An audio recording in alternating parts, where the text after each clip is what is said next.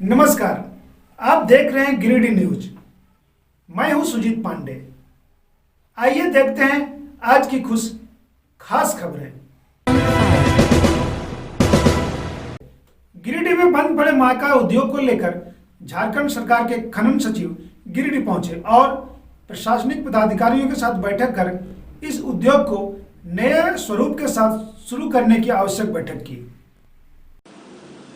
झारखंड सरकार के खनन सचिव के निवासन गिरिडीह पहुंचे और उपायुक्त राहुल सिन्हा, जूलॉजिकल विभाग के अधिकारी आदि के साथ मायका उद्योग को पुनर्जीवित करने हेतु बैठक कर नीति निर्धारण किया।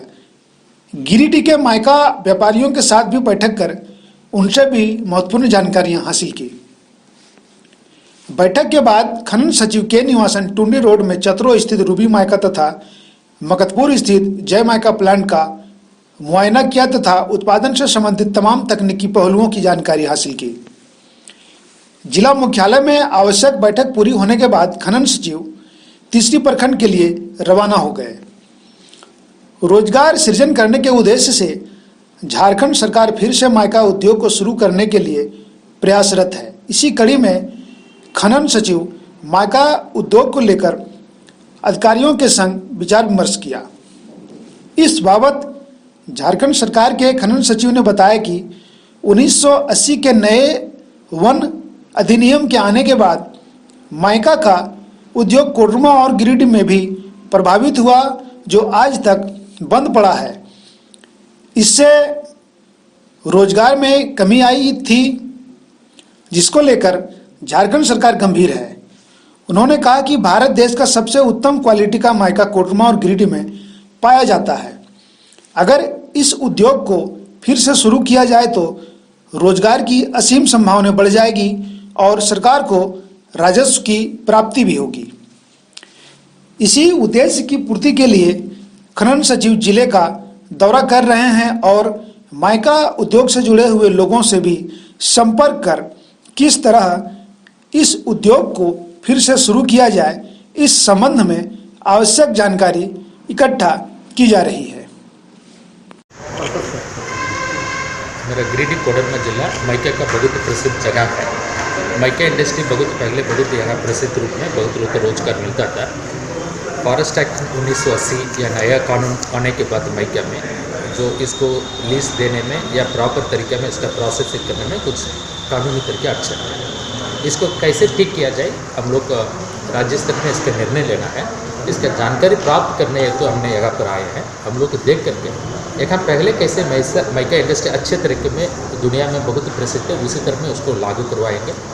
रोजगार भी खास करके महिला लोग का रोजगार देने के संबंधित भी एक अच्छी तरह में निर्णय लेंगे। इसलिए यहाँ पर स्टेक होल्डर है, हमारे यहाँ के जो गिरिडीह कोडरमा जिला के संबंधित लोग हैं, प्रशासनिक है, लोकल पब्लिक रिप्रेजेंटेटिव है, इसी से जुड़े हुए व्यवसायी हैं, इससे जुड़े हुए आम जनता है। सबसे एक बार हम लोग बात कर लेंगे कैसे इसको आगे लेकर जाएंगे एक अच्छी तरीके में, एक पगल पाएंगे। इसीलिए सर, इससे जुड़ा एक सवाल है, मायका ट्रेड से जितने भी जुड़े 1980 में नया फॉरेस्ट एक्ट आने के बाद हमारे बिगर मायका एक्ट 1947 का थोड़ा सा बदलाव, वो सब मिला करके एक तरीके से कैसे लेकर हम लोग आगे बढ़ें, मायका इंडस्ट्री भी हो लेकिन कानून भी हम लोग अनुपालन हो, इस संबंधित एक निर्णय लेंगे। इसीलिए आए हैं। इसके बाद एक पहल करेंगे, इसमें सभी का समाधान होगा। धन्यवाद।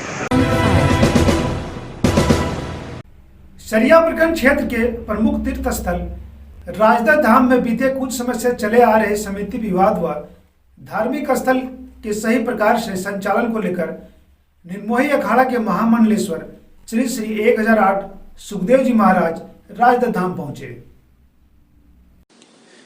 उन्होंने दोनों पक्षों के साथ बैठक कर उनकी बातों को सुना। एक पक्ष द्वारा जहां फर्जी रूप से ट्रस्ट बनाकर मनमानी करने का आरोप लगाया, वहीं दूसरे पक्ष ने उसे सही ठहराते हुए यहाँ के विकास की बात कही। इस दौरान वहाँ उपस्थित लोगों ने अवैध रूप से बालू खनन कर बेचे जाने का आरोप भी उक्त ट्रस्टी व उसके सदस्यों पर लगाया। दोनों तरफ से माहौल काफ़ी गहमागहमी का रहा।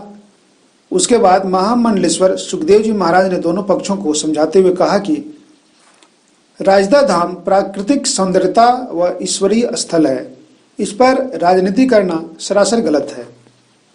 दोनों पक्ष मिलकर इसके विकास के लिए सोचें। इस स्थल पर आने वाले समय में गौशाला, अनाथाश्रम आदि का निर्माण कैसे हो, इस पर चर्चा परिचर्चा किया जाना चाहिए। निजी स्वार्थों को त्याग कर धर्म हित व समाज हित में कार्य करें। इसके बाद एक अस्थायी संचालन समिति का गठन किया गया। कहने है कि ये साधु संत के हम लोग निर्मोही अखाड़ा के है, ये कमेटी जो है से गलत रूप से बन चुका है। इस तरह से हम स्वीकार नहीं करेंगे, क्योंकि समाज सेवी जगह पर अनुकूल होना चाहिए, जिसमें सभी समाज के बच्चों को पढ़ाया जाए और गौ सेवा हो, अतिथि सेवा हो। ये तो हम बार बार आपकी समाज के भी बोलते हैं, सभी क्षेत्र में बोलते हैं कि भाई हमारे धर्म निर्मोही अखाड़ा के जितने भी शाखा है उसमें मानव सेवा से बढ़ कर के कुछ सेवा नहीं है, गौ सेवा से बढ़ के कुछ धर्म नहीं है, और अतिथि सेवा सबसे बड़ी सेवा है। क्योंकि हमारे निर्मोही अखाड़ा के एक लंगोटी पर पहन करके पूरी विराट जंगल में यह तपस्या करके आज इस जगह पर स्वर्ग बन चुका है, लेकिन मानव का कोई उत्थान का चीज़ नहीं है।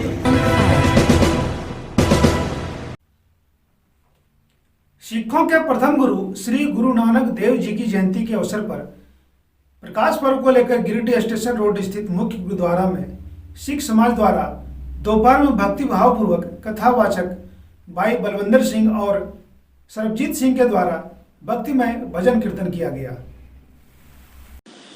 इस आयोजन को सफल बनाने में श्री गुरु सिंह सभा के प्रधान सरदार गुणवंत सिंह मोंगिया, सचिव नरेंद्र सिंह सम्मी, देवेंद्र सिंह, परमजीत सिंह दुआ, गुरुदीप सिंह बग्गा, अवतार सिंह, कुंवरजीत सिंह, अमरजीत सिंह सलूजा, कुशल सलूजा आदि कई गणमान्यों का सराहनीय सहयोग रहा।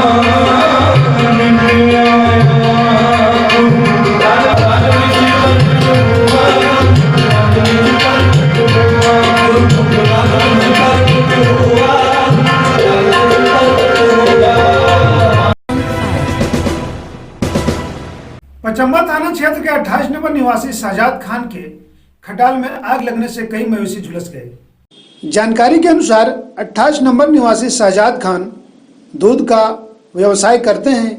इसके लिए उन्होंने कई मवेशी अपने खटाल में रखा है। रविवार की सुबह जब वो अपने खटाल पहुंचे तो देखा वहां रखी पुआल में आग लगी हुई है और उसके मवेशी आग में झुलस रहे हैं।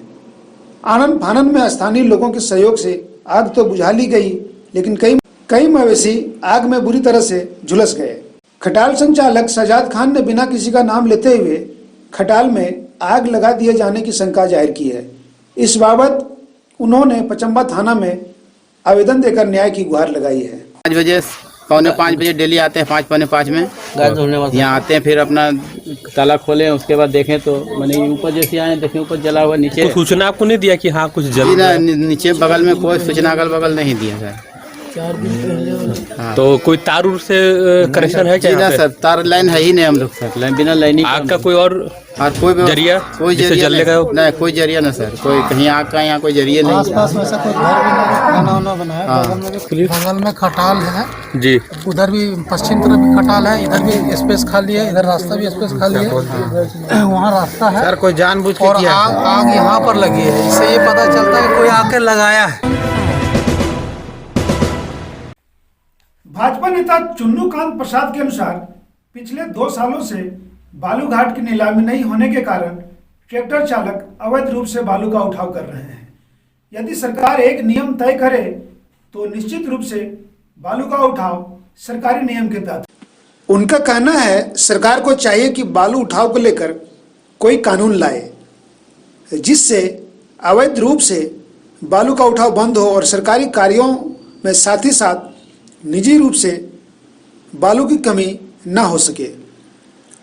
ट्रैक्टर मालिकों व चालकों ने भाजपा नेता चुन्नू कांत की अध्यक्षता में आयोजित इस बैठक में निर्णय लिया कि एक प्रतिनिधिमंडल प्रदेश के मुख्यमंत्री बाबूलाल मरांडी से मुलाकात कर उन्हें वस्तु स्थिति से अवगत कराएंगे और ट्रैक्टर संचालकों के हित में एक सकारात्मक पहल करने का निवेदन करेंगे। इधर ट्रैक्टर संघ के सदस्यों ने कहा है कि यदि कोई ठोस कदम नहीं उठाया गया तो ट्रैक्टर संघ अनिश्चितकालीन हड़ताल पर।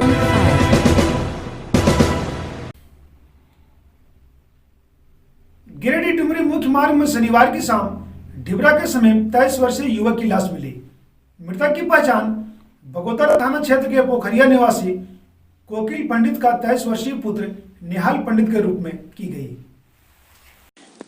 मृतक के भाई ने बताया कि निहाल के ससुराल वालों ने एक साजिश के तहत हत्या कर साग छुपाने के लिए उसे बीच सड़क पर छोड़ दिया ताकि लोग सड़क हादसा समझे।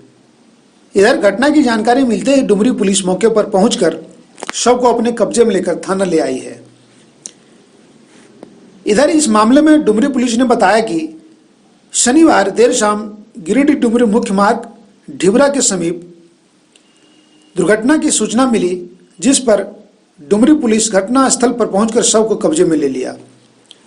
घटना हत्या की है या दुर्घटना है यह संदेहास्पद है, क्योंकि घटना स्थल पर मृतक का बाइक बरामद नहीं हो सका है। फिलहाल पुलिस आवश्यक कागजी प्रक्रिया पूरी कर शव को पोस्टमार्टम कराने के लिए गिरिडीह भेजने की तैयारी कर घटना की जांच में जुटी है। मृतक के भाई ने बताया कि निहाल पंडित 2 दिन पहले अपने ससुराल जांगीतिरी गया हुआ था और उसकी पत्नी अपने मायके में थी। मृतक के परिजनों का कहना है कि निहाल को उसके ही ससुराल वालों ने मौत की नींद सुला दिया और कानून से बचने के लिए देर शाम सड़क पर छोड़ दिया और दुर्घटना का रूप दे दिया। रात में हम वहाँ पे एक मिनट रुको जरा। अगर आपके भी पास कोई खबर या सूचना है तो आप हमें भेज सकते हैं।